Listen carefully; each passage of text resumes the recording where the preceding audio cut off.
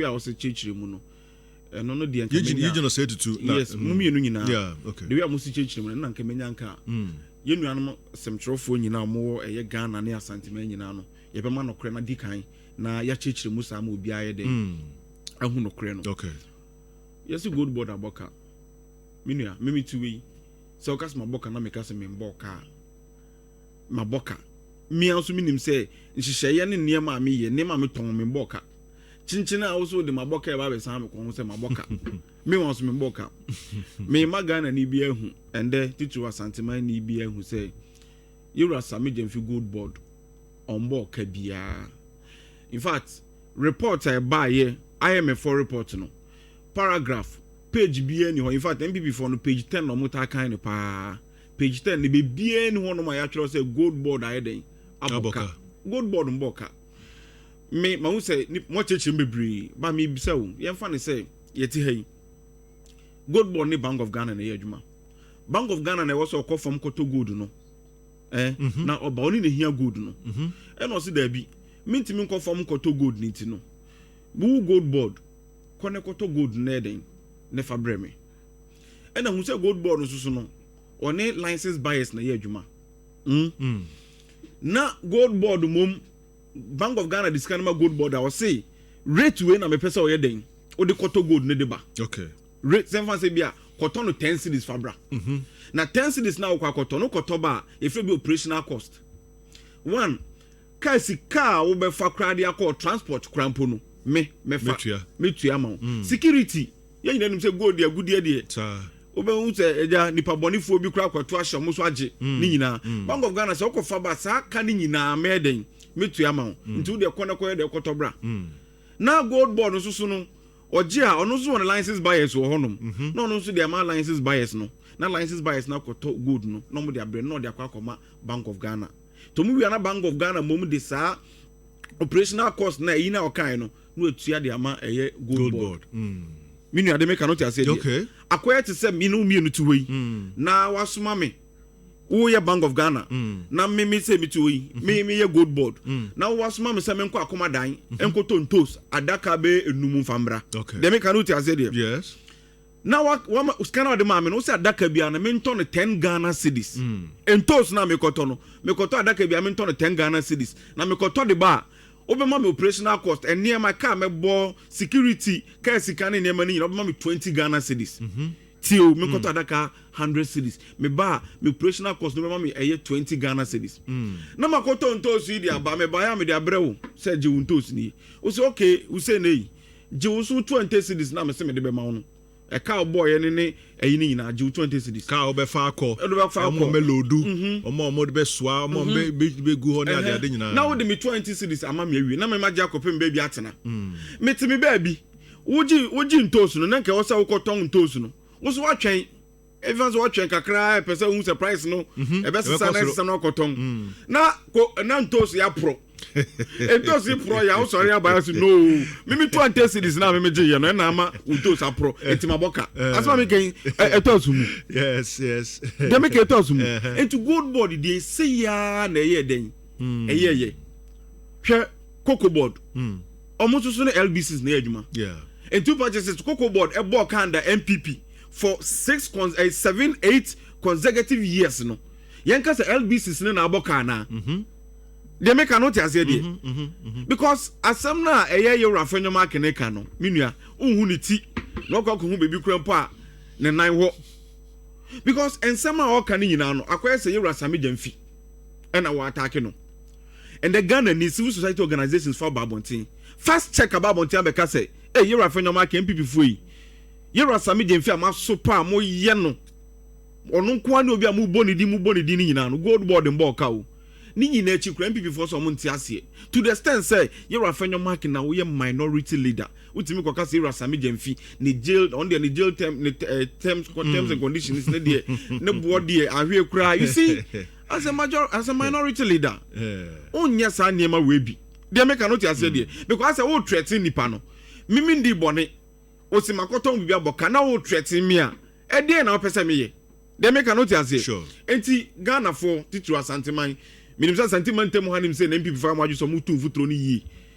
Goldbod emboka Goldbod enya hwe yewra fanyo marking minim ebi on personal issues with Sami Jemfi yewra Sami Jemfi eno peso ya ma yehu se yewra Sami Jemfi ebeda Goldbod ano no waboka ba yesusu no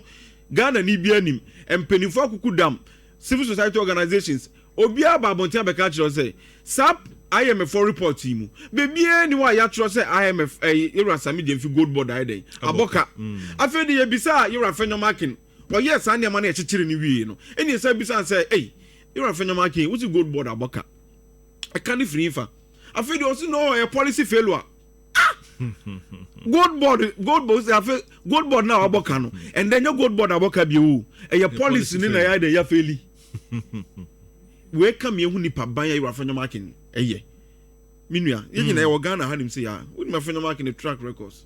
wa wonim on na betima chichira asem de ato so na Ghana ni bia age atumu asantema age atumu owie ye na no asaba abontia beka se misremo mfa nche me manye ni yi because bibi kana no obeka waba bedane na no okay Ibrahim Muntaka abra ye interior minister Ibrahim Muntaka ye recruitment you are from the market ko gina parliament say Ibrahim Muntaka kwa third party company bia ba sa company na IT company mo dia registration na mo escort scade free ye mabunu no ho asam we baya ma speaker refer Ibrahim Muntaka so want say ebo speaker my name speaker refer from the market so ko privilege committee Ibrahim from the market ba boti meka say ye facha me Ibrahim Muntaka yi man ka no kre in fact na me dey asam na to so facha me wa pacho na Ibrahim Muntaka say wo do aka amate me dey achew ni Ibrahim Muntaka de che no yet Ghana hanim say okay san winning okay yeah Ibrahim from the market e be ka kire yen say keta articulate si hono ma e se san nua de ko or the picture bi ana kwatena joy news o kana na joy news host no e say o picture o kita ide me fast check ni hwe okay o mo ko trace hwe ya picture we say free Sierra Leone Ibrahim from the market no akofa Sierra Leone picture e no de aba betena no o di chechire mu say yewra NDC ban de ye o kita no eto ohun ni paban ya oye penyina se mi mpedua sa wo ko demonstration ko timi bo police ni asumu ohun bi da o de ye me ba o ye tia sentimentum ye nka no krenchire ho yewra fanyoma ke ni su ne ban ya wo de na di wo ye sure say ra chairman sabu su be sa de onya sa de ne da na minority leader be watena no enya wo nko ano ba minority da ho ye hu mo be minority leader aba akọ de ono no mom free ho na wo ba ye no ono kura no hwe sanity bi o de call parliament so gina parliament so okasa hwe respect our command hwe the way our sekasa hwe animdifo akukudamfo hackman ye fence yewra hackman mo sometime na parliament nye enti say you bandera fanyama kwa the parliament ne kwa himfa parliament o de kwa himfa and obehwa aso ya nkonam nzu afanyo aso ya nkonam enipa miensa mienu bi aja omudi na chi omunya bi kakra de omu na eka bi o se wura kojo pon kroma be start so kan and yewra Sami Jemfi ma no ka ba kwa kwatena chiri because yewra kojo pon kroma no me mahu bibi say e ba na economy wosu ade kakra o te economy ase titama one kind na one tia ase na oba bontin so e be join yewra afenoma ke fe no bi free bi bandwagon I'm a communication student so bandwagon trend na afenoma ke de nam so no oba ya no so be so ko ya da bi empenifo kukuda mu chechire mo ye policy analyst for chechire mu say yewra kojo pon kroma say da bi ade we de meka say me say to aso e de nungu ase be breme okope bi atena ye ma mi nsiasare hwe ono so okope bi atena onyo mo na start ye bisasa de nti no mo nyina atwe omo ho na nde yewra fanyo mark ne nko na nani abra o champion na ugu ho anim ase ende Ghana ni bia hu enti wa wo ti fie wo dwom ma me no mo dwom muntie yewra Sami Jemfi embo eka bia ni wa wa den wabo eye yewra fanyo mark na chinchine atwan opeso ode eka de kaso ano o chichire ka de so ano me wan so na nya no kure na da bi o operational losses here make wan se me krampo no o kai IMF report here by na page 10 na nkasa na o say under mukra no operational losses be den e by 2024 kwa $400 million who send this needy and now say who said the then minority leader sorry ko gina baby yewra amaboa then your minority leader see yewra to forcing mo who say omu pie ko gina baby say there be o gold for oil na yɛwura Alhaji Dr. Mahmood Bami ɔde baayɛ no ɛnyɛ policy ababɛboa yɛn ɛbɔ yɛ ka ɛyɛ ese uhu bisa yɛnim sɛ wotu kwan akɔtɔ nneɛma ɛka wɔ mu wobɛfa car na wode akɔ ɛnneɛma bi wɔnom abɛyɛ na wode akɔ ɛnyɛ fɛn operational what losses na ɛnyɛ sɛ yɛn nkɔtɔn gold mmra ɔkɔtɔn gold na ɔde baayɛ na ɔbɛbɔ ka ɛnyɛ no korɛ nti maame ne mesrɛ mo sɛ mote sɛ ewura fɛnyɔma akene kasa or kasa mo bi amfa ne so serious because nsɛm na ɔka ne nyinaa no ɛyɛ huruduru adasɛm yɛn kyekyere fanto so na yɛn sɛw because yɛwura sami gyemfi hwɛ babunu a sɛ mpeduasa ne tirimabɔ biw yie nyankopɔn de bibia dua ne mu so ombra bɛ som ne man Ghana no mboa ne man Ghana sika sɛm ne nneɛma na tutu yie ne yɛwura John Dramani Mahama so nyankopɔn akasa akyerɛ no ɛwɔ daeɛ mu sɛ daabi ohu abrante a ogina we yɛwura sami gyemfi na wo de Goldbod ne hyɛ ne nsa obetimi asesa Ghana ye hyebre eba na esika sem ne ntutu emu a and they rasami de fi buy no and the dollar na da saying dollar trade 10 11 meboa but and the NPP ekoya 16 Ghana cedis 15 cedis 14 cedis by the rasami de fi buy 10 11 which is ampa and the otimi ekoton Ghana ye gudie no nya dollars ne bebre dia ba system ni mu. And then we look at say over $17 billion. And I hear Sami Jemfi at Makoton Gold, Eddie Abedum mine Ghana. And the day I say was size way now or my anymore dollar and any city no dollar and bit Mabu city. And ye possible. And to way and near my was a consider near Chanel the boy and Nina, Senabaya, Ghana no Ghana na dey akoma so so ye percentage no mine no. O mine be ya dey be ye na boy nyina. Because you are a businessman. I mean, we no a businessman. Now you're a businessman, a friend of mine, or a businessman, on Quamonin Cofania. Of Quamonin Cofania. And can you a friend of mine, air qua Amonone or qua China, a qua Cofani Niama?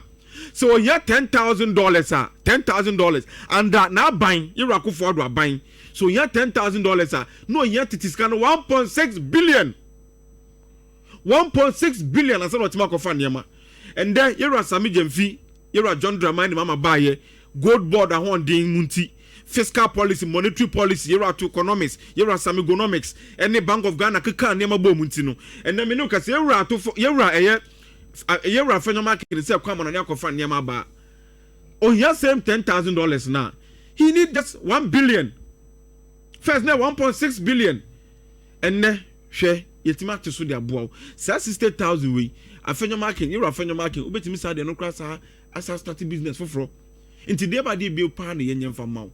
Oh, buy I also good for oil need a year to buy now the bus and be a fuel price by form. It is a call a beef rubber. And the move fuel price, I better good for oil policy in the war. Fuel price could do 23 Ghana cedis. I have gold, I will have 23 Ghana cedis. And the internet was a mumukra buy not dollar crash under saying. Mobe sell mine away. Ye buy it to 2 near my year because of say Munya Bibi as a mobile so. Na mudi akaseti abaini tino yen single out babunu bako ono ne dumo man no ne yenye ne pasa enti me kan Ghana ni bia wutie me atitu asante man Goldbod it has come to stay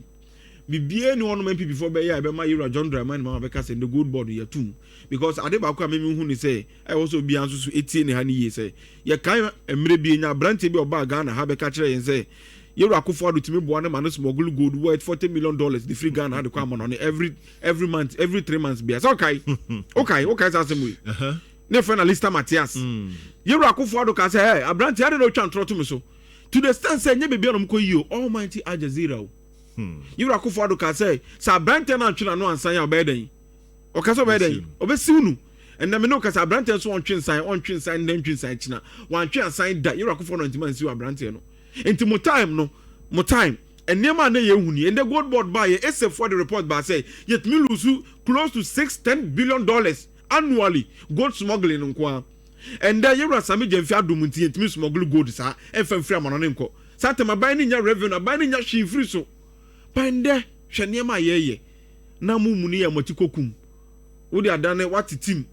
11 stars and Omonam Ministries, CEO's office. We do on my information way. So what information now on kind ye no afraid minua ade a wo ye die also be humi and who can be for so ide ya ye ho ne ma ye na bibia si ye se nipa ne ka so wanya na afi de wasɔre se wo so nipa no mu agu na nima se ma Ghana ni bia hu no se me ma hu se empetfo bra kasa you afanya mark on try no ko be okona Ghana ni bia be hu no mframa be bo ama no to ho ayeden ada ho 7 peduasa akoko to anda wa me hu se you afanya mark ni sune ne ban enie because IMF 1.7 million no billion no operational cost no was soro no what you saying say something must be done about it obi etimi akwakoton good anya be over $17 billion there ba maybe so a buying bear na etimi akwakoton $17 billion there ba Ghana anim some be boy da I'm just asking $17 billion yako IMF say akwa person 3 billion. Yeah. 3 billion. No, be just 1 year. Itima boa me yenya $17 billion for system no more. The operational cost na cost ro. Sikane cost ro automatically. Who say den operational costs ne dey den. E wo honum. Enti sa ka se so a me medwunu amenti ase. Na NPP for no tam omo operational losses ne ba for $400 million. Atem say na mo dey buy. No bisa ho sa question we. No who say some omo ka no eye ahudu radasem eye nada minua ni lante van da poya some kind no hu ni say oh you see me de nyame anim nukure ni me metena anim say nka say ira ni lante some kind na eye anase nye me de metimi aka ne say ono anka say hu say ansam ni bi okan ye no na ebia etia ira sameje mfi ono anka say ababonten abaye den aba be pacho nti hu nya say NDC so man NPP for you so man Ghana for you so bebree ewiase nipa bia no power den e wo ho wa no be pa enye de bia na obekọ TV so obekasa na de bia ye bo aba so dakro bi wo no ma eden ya wa no be den e be pa no akọka asem bia e de o how bebree be den e be ba minim say rasa me jemfo no yo bia no on fa asem nche ne mu ira rasa me jemfo fom ne ene ya obe try so no sa be kasa nti ono no nya ade a ode sa bitterness ne sa ne ma ne be hye ne mu na that going forward maybe obedwene say bi obehawa na so be say no onti sa ono de bi otimi ka kire say Hussein so obi di ubone a fa che no wo de che na wa wakuma mu kura na wo na ma wakuma mu fan wo no obi ani asem but so obi di ubone na wo kakabom mu a wa na e how wa obi pi na ekosoro zero samije video in fact he is focused and some na unim say and then 4 days okay bishara bisa ne say boss na neme ekokoku say Hussein me say adwe Demetri mu say meboa na Ghana economy na ye yie o enye de yira fanyoma kenka na metie o me ma me na otidwom na okofa nema wa amonone eye businessman na ono no wa dum okofa amonone okofa nema wa amonone no ono na medwene no ho enye obi aho na medwene enti no de yira fanyoma kenka de ma nka de oka onka de oka because minim say enye no kre but me na me susu me na me da Goldbod ano no I will make sure say enunguase na beka no because me nkoye ade a ebekwa kofa enunguase de bre me ne me party ne mabusuafo aseme rasa me je fika kire me no enti babunu no ote ho no osaka asem bi kura sasa na me say no ote hu say me ye babunu me ye babunu afia na master ti amanyosem anya me ayam adom a mako gina ba bi sei na babunu no manya opportunity a me fa mbokro no me fa ndi bone na dachi bi no na sambra na embra sa be hanti mi ankasa na dachi baba foforo ba isi da bi ye de ko ha no boni we no ko ye da bi me de sa ne ma ne de unim se me nim ye entiero asame je mfi ses nsam na mo tutu no so no unim de sai me ya MPP fo no ko share meeting na on ensem mo kan ne say yes we so person no na be good boss yi wa MPP ba pa obi wa why omunyina we see me person na mbeye we see person na mbeye good boss you we see person na mbeye adenti na mo kasa because you rasami je fe ya adwuma na mana ya konno de make out ase almost see you ho every before start to kuntokwa eye Goldbod see you ho enti rasami je mfi ono nya boni bia no aye o ne boni a waye nyina ne say John Dramani mama hu se nyame de bia dua ne mu ombra no bebo Ghana economy na enye yie no eno ne omo haw na NPP kura no PMMC deba de pa na PMMC kura na mo de ba na timi yebo ayen deba de gold for oil price skyrocketed dollar same intimi nua sansem na mo keka ne nyina de ye hu se ezi a no NPP for no committee antokwa na mo kun Goldbod ho nti ye be ya mana ya kono and I mean say chance so me ntokwa na be ko eye Tema Oil Refinery because we are fine nice gentleman bia fine nice gentleman bia ono ma otutu niema ya ne Ghana yetimi refine ye niema nkakra waboa aba be revampi eye to Tema Oil Refinery abra na minu ana mo ton $22 million but ono no buy no se da bi wetimi aboa amande onyamfaso e de ma oman no afankofo over 1500 adwuma mo ye adwuma wo honom to honom ntiminim se omo no omo target some of the institutions now mo perform very well no ti so institution now ye adwuma here they will come after you very soon omo free turn so meko NHI you have Victor Asare Bampui because on claims no wotum ekosoro osa release the ma and then unko hospital em yanko kasa duro bi ani ho ye yi para ko amfa ma obeko hospital no motima stock atoto nduro ni nema wo hono ma ebetimi da hwe kama Ghana ni bia no ne ye try the best so betimi anya wo NHI card se na be ya wo yare a wo hospital be bo yewura mahama so enche o me go after yewura John Dramani mahama I go after yewura eye mami obobi adako and then I would that medical asem we ye mami obobi adako nema hoye no mahama ke nema hoye no and then retooling and nema equipment a auto e dey ba hospitals akese mu no menua ese woni ese o ka kire hwe nema nkese a hoye hwe konfanoche sa katla ba ye si hono doctor ni ba ku wi last year enne ye yes ani ma we nyina se na be den e be boy ti menua enne metima ka kire say enne ma na ekoso ni nyina no it's not about anything it's about say ye attack omo bo omo homodin e wo NDC aban mu no ti we NDC ni na say unim say we appointee na wo bo homodin a who said they will come after you. So man after you are not just say ebi adwuma no asa asakra mu kakra because they bia yewra ama Kofi Boa they bia musinu so before this so where you say and some of the ministries ama Kofi Boa they say galamsey ni na bia musinu so oh and necessary galamsey they to musinu so galamsey ni say so who say NPP ni bi ni yewra ama Kofi Boa e kontokwa because of say wo ye na adwuma yi a na adwuma ni because one obaye no NPP for Yero Salam Mustafa mo you free year mo omo women's organizer ya okotena Peace FM was one of Mr station ka say galamsey tu ye njai tu ne ye njai tu chira the NPP no Yero ama Kofi Boa abaye no omu nyina say so njai tu and they were force some mo njai tu Yero ama Kofi Boa abaye no be forest ani atu no din red zone yes say ahanim say there presidency forest no and Yero ama Kofi Boa abaye no yi saa ayi ni nyina afiri ho apama mu nyina afiri ho and the forest bebre official belt ne nema bia nanka enka ne nanka omu hyem omu ye bone no omu di bone ne Yero ama Kofi Boa abaye no wo yi saa ne mani nyina afiri ho enti na MPP for super Yero ama Kofi Boa enye bibia o minua because galamsey fight no oguso a wo ye 9 months so ye na dwuma kama obehu update eba omakwa ready have reclamation so ekoso enema ye aja ban ba ye enema yeguso mintimi nka say overnight ye be solve galamsey problems ni na but a gradual a process yeguso so aye den ye di hujuma and I know say Yewra John Dramani Mahama the way Ghana said dana kuma so no he is ready and I even fighting this illegal mining canker aba be hangi your neck Mr. What to say obini Rama Kofi Boa kontokwa just because of galamsey fight no fight is omutimi nya den enya galamsey the way almost say den epebio minua right me ba topi and next Saturday we be see near ma ho